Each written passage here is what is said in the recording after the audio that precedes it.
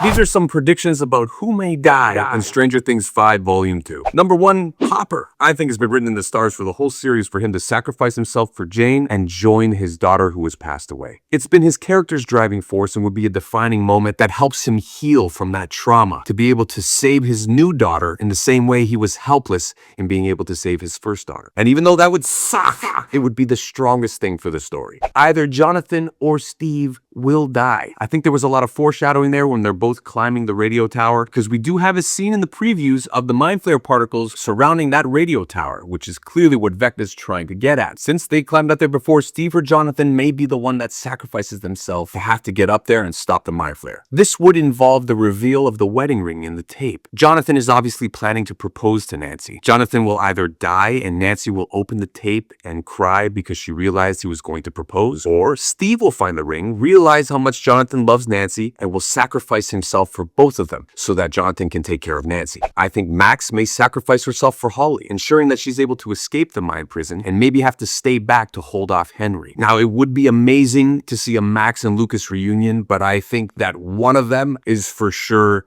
dying.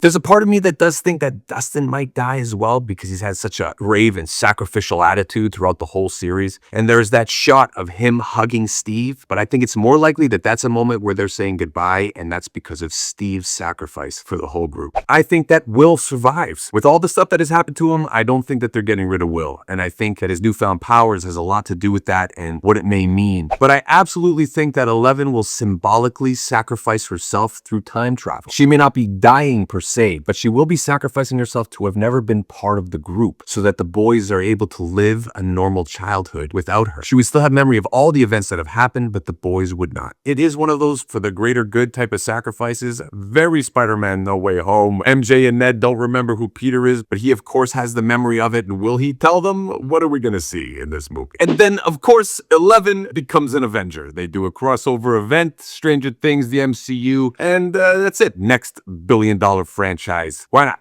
We're dealing with multiverse stuff left, right, and center, and now dealing with time travel again. It's like the same story over and over again, but I still love it. I ain't sick of it yet. You let me know what you think. If you love this type of content, please hit that subscribe button for me. I love nerding out with you, and thank you as always for nerding out with me. Yeah.